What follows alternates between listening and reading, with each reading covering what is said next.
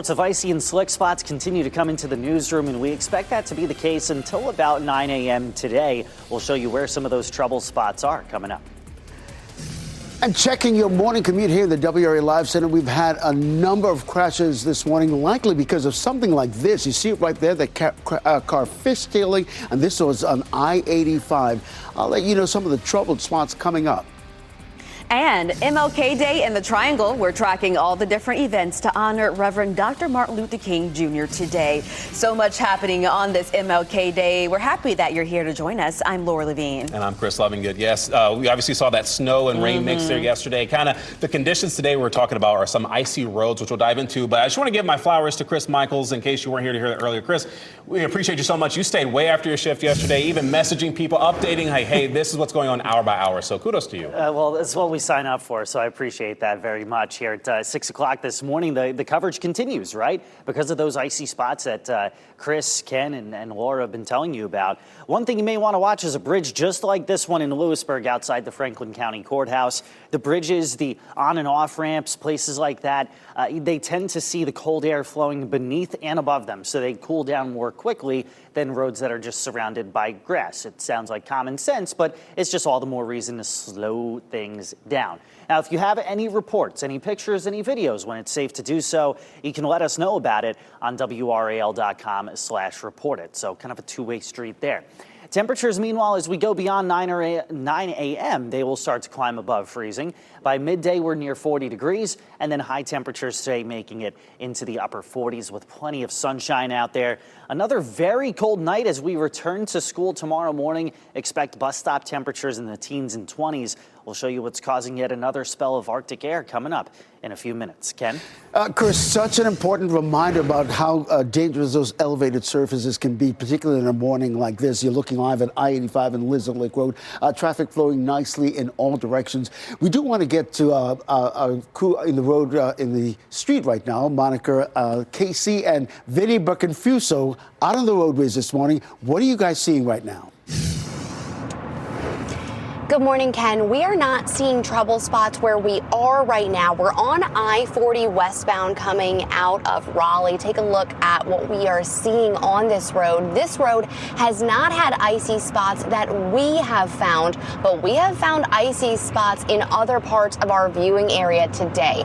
Take a look at this video of 85 southbound up in Durham earlier this morning.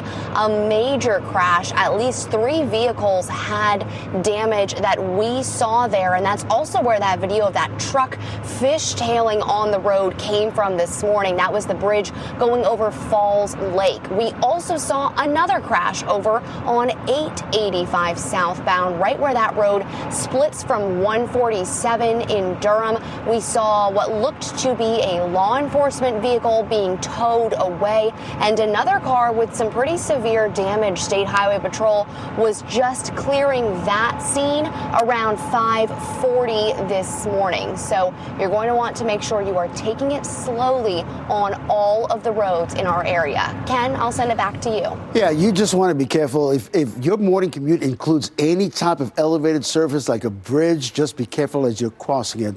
As we widen out the view, give you a look right now. A couple of crashes being reported, but our sensors are not picking up any delays on I-40 right now or within 85 in Durham County. But all other major routes are delay-free, short of a 1-minute delay coming in from Wake Forest on US 1. I'll keep an eye on this and let you know how things could change. And if you're heading into the car, tune us in on the radio, 101.5 HD3. And we are also keeping an eye on this crash in Cary this morning. Right now, you're taking a live look at I-540 near Aviation Parkway, where you can see at least one lane is closed down, and we have a live look of the damage of that vehicle there. Of course, when you're heading out, just take your time this morning. Yeah, please take your time. All right, back to this developing story. Police say a person died because of a crash on I-40 near US 1. Let me show you where this happened here around 1:30 this morning. This is video of it. Police say 2 cars were involved in the crash, and the road was closed, but now it's back open. We're working to learn what led up to this. Over in Fayetteville, one person is dead and another person is in the hospital after a shooting. This is video from Tangora Lane near McDougal Drive. Police say they found 2 people suffering from gunshot wounds just after midnight, and one person was pronounced dead right there at that scene. The other person was taken to the hospital and they're expected to live. At last check, no arrests have been announced, but police say there is no threat to the public.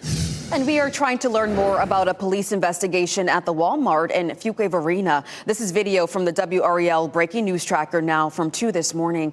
We saw several police cars in the parking lot and officers out searching the area. We have reached out to police to try to figure out exactly what happened.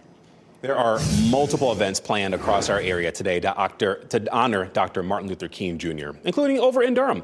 There will be events that will start this morning with a community march through downtown Durham that starts at 10:30 at the tower at Mutual Plaza. There will also be a religious service tonight at Orange Grove Missionary Baptist Church on East End Avenue, and that starts at 6 p.m. And volunteers will be out across the Triangle today as well. The nonprofit Rise Against Hunger will be honoring Martin Luther King Jr. Day by packaging meals for people facing food insecurity. The organization aims to package more than 190,000 meals across 2 different locations. The events will be at the Marble Kids Museum and the Rise Against Hunger warehouse in Raleigh. Both of those events will be from 9 until 4 p.m. A full list of MLK Jr. Day events can be found on our website at WRAL.com. And happening this morning, the annual Martin Luther King Jr. Triangle Interfaith Prayer Breakfast is happening at the Sheraton Imperial Hotel in RTP. WRAL and Capital Broadcasting are proud presenting sponsors. Gerald Owens will host the event, and you can watch it in its entirety starting at 7:15 on WRAL. The Buddhist monks walking for peace will be in the Triangle later this week. This is video of them. Yesterday, in fact, they were in Lexington giving a peace-sharing talk and eating lunch at a local church. It marked the 85th day of their 2,300-mile journey.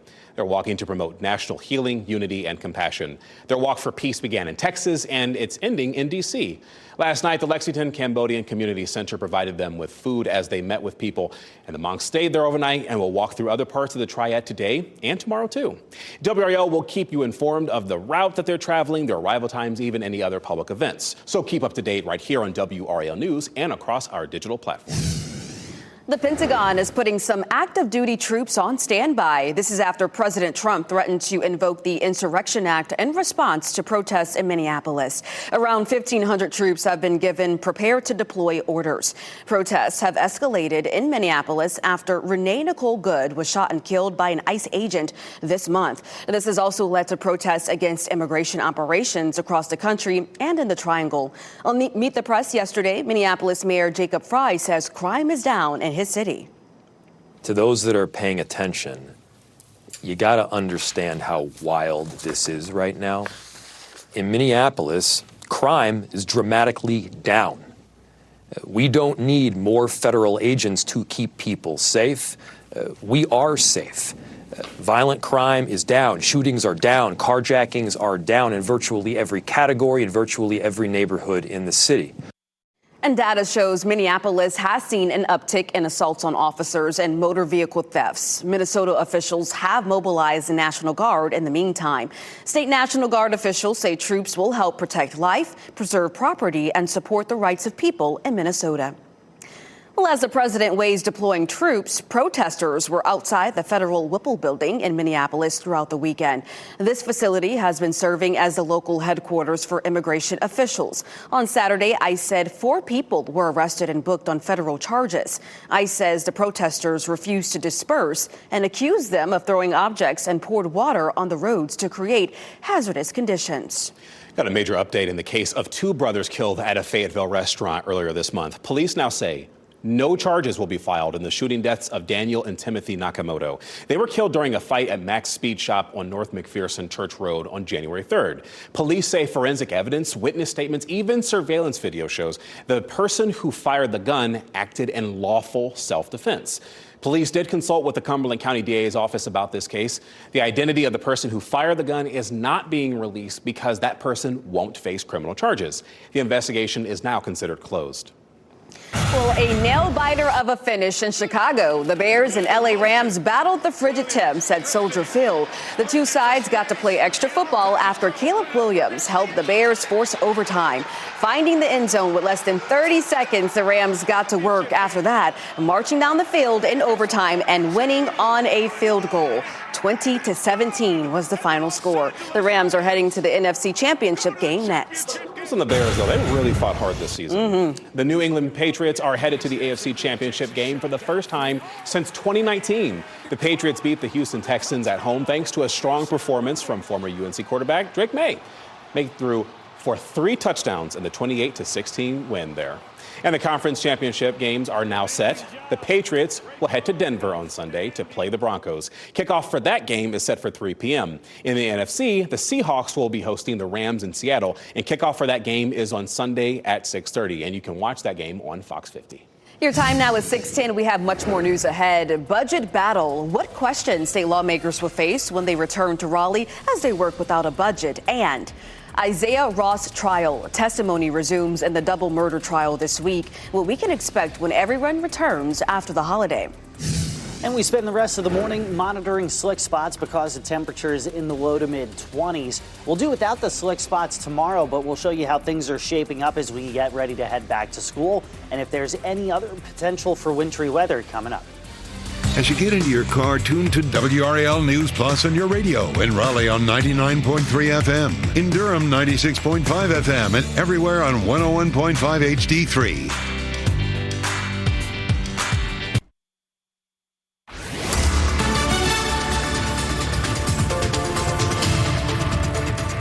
6:13, here's what's new this morning. The precipitation long gone, but temperatures in the 20s. So anything that was wet overnight is slick now, especially talking about bridges, sidewalks, side streets, decks, porches. Trying to rattle everything off gets hard to remember. It's cold out there, though. Siler City's at 19, Roxborough's at 21, Wilson 25 degrees, Raleigh at 26. Heading into Irwin, 25, Fayetteville's at 27, Clinton 28 degrees, Sanford 25 as well. So again, temperatures well below freezing and pretty slick up until about 9 a.m. or so. By midday, we're near 40, high temperatures in the upper 40s. Cold and dry through midweek, but cold and potentially wet, even wintry heading into the weekend. We'll discuss the odds of another system coming through coming up. All right, Chris, checking the morning commute here in the WRAL Live Center. I want to take you right to these live pictures with the help of photographer Michael Joyner. You can see the tow truck just showed up. And this looks like an elevated surface right there at I-540 westbound there, Aviation Parkway. We're working to figure out if this is weather related with some type of icy patch that caused this vehicle to go off to the side of the road. We're trying to get some more information about that. But the tow truck driver just showed up, getting ready to pull it out of there. Not causing any problems for you on I-540 this morning, so that's good to know. As far as other major routes coming into the Raleigh-Wake County area, very little to no delays whatsoever. I-40 eastbound, you're coming in from Wake Forest, just a 1-minute delay. You're coming in from Knightdale, no delays whatsoever. Of course, we'll keep tracking it here in the WRAL Live Center. Tune us in on the radio if you're heading out, 101.5 HD3. Well, it's been 6 months since North Carolina was supposed to have a new budget, and our NC Capitol team reports it could still be months before lawmakers approve a spending plan. Now, we're not at risk of a government shutdown here in North Carolina, but hundreds of thousands of state workers are going without promised raises because of this standoff. It also means no new Helene aid from the state and the growing worries for the 3 million North Carolinians on Medicaid. That program could run out of money by March or even April. This is also when state lawmakers plan to return to Raleigh. So when they get back, they will have to address the cause of the stalemate, what exactly will be the focus for lawmakers in 2026, as well as other issues. And you can find answers to this information and more in our full report on the NC Capitol section of WRAL.com. Former U.S. Senator Kyrsten Sinema dealt with hecklers over the weekend in Utah, just days after we learned that a Moore County woman was suing her for allegedly having an affair with her husband. I'm happy to call her my lover. My wife is leaving me because of you, and she's taking the kids. Now, Sinema was on stage with Utah Governor Spencer Cox at an economic summit in Salt Lake City. Two men, interrupting less than 5 minutes apart, shouted accusations referencing the alienation of affection lawsuit involving Sinema. Cox called the outburst a sign of today's divided climate, and she briefly acknowledged the disruption and continued with her remarks. An Orange County double murder trial will resume tomorrow in Hillsborough, and court is closed today for the holiday. Isaiah Ross is accused of killing 14-year-old Lyric Woods and 18-year-old Devin Clark back in 2022. The court recessed Friday without testimony after one of the attorneys had a family emergency. The judge told the jury they had already expected this case to extend into this week. And when court resumes, the prosecution will continue making their case. The defense will still get a chance to call all of their own witnesses to make their case as well. Well, there are MLK Day events across our area to tell you about. The Cultural Arts of Society of Fuquay Arena is hosting its annual Dr. Martin Luther King Jr. celebration. And there will be a march this morning starting at Falcon Park and ending at First Baptist Church of Fuquay Arena. That's on Northwest Street. The march starts at 9 and there will be a celebration at the church right after. Then the town of Nidell is also hosting an event to honor Dr. King's legacy. This event will be at First and Main on North First Avenue and is in partnership with the Chi Rho Omega chapter of Alpha Kappa sorority. There will also be a food donation drive at that event. The service starts at 2 p.m. All right, so yes, we saw some snowflakes here. Yes, we saw a little rain mixture yesterday, but Florida as well saw some activity as well there, Chris. Yeah, the panhandle of Florida. This was yesterday morning. It was pretty crazy just to watch as we were tracking this storm system as we take it to you into your TV full here. You can see that snow on the grass. Yeah, really something else there in the Florida panhandle. Here's what's surprising. You've got this product that's called a snowfall analysis that takes into account everything that's fallen this winter. And here's what it's showing. There's been more snow in the Florida panhandle than in parts of our area. You can see that right there in the panhandle and South Alabama. So pretty crazy stuff. Potential for more wintry weather heading into the weekend. We'll discuss that within the next 2 minutes. Here's a live look at Roxborough, the snow capital of our viewing area. Snow is on the ground.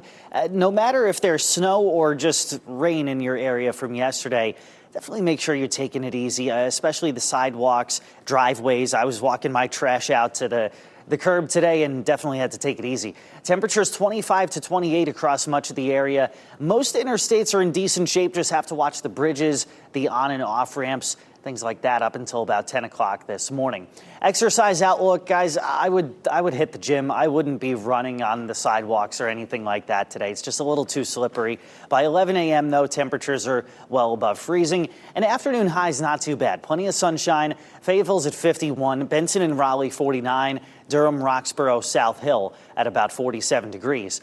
Out the door tomorrow morning, heading back into the classroom, back into the office. The jacket, the hat, the gloves, the whole 9 yards, you're going to need it. Temperatures in the teens and lower 20s, and I expect more of the same heading into Wednesday morning as well. But we're cold and dry to start out the week. Rain chances come up on Thursday, but temperatures will be above freezing by then. This sets up a pretty active storm track in the southern U.S., while at the same time we get some cold Arctic air settling in. This is a pretty good setup for wintry weather, a much better one than what we saw this past Sunday. So we'll have to watch this upcoming weekend for that potential. No sense in getting into details and overhyping things right now because it's 5 to 6 days away, but it does have our attention and has the potential to be more impactful. Up until then, it's cold, it's dry. Then by Thursday in the 50s with some rain. We'll keep an eye on the weekend with updates throughout the week. Ken? All right, Chris, checking the morning commute here in the WRAL live. So let's start with this live picture with the help of photographer Michael Joyner. This is I-540 westbound, likely an elevated surfaces that caused this car to spin out. We're trying to get some more information and confirm whether or not this is in fact weather related, but the tow truck is on the way, not causing any problems for you this morning on the I-540 west or eastbound. We're not seeing any delays either on any of our major routes coming into the Raleigh-Wake County area, short of a 1-minute delay for our friends in Wake Forest. You're coming in on US 1. We're getting reports of some icy conditions on that bridge on I-87 right near I-540. I'll keep an eye on that and let you know how much that could affect your morning commute. But I can't stress enough, if an elevated surface or a bridge is part of your morning commute this morning, be very careful because we've seen a number of spin-outs and cars fishtailing this morning. You're getting ready to head into the Cartoonist Center on the radio, 101.5 HD3. Okay, Ken, thank you. We have more news ahead now. Measles in South Carolina. A major university has confirmed a case as the state deals with an outbreak. The latest numbers as the virus spreads in the southeast. And King's legacy. How a Wake County town honored Dr. Martin Luther King Jr. a day early this year.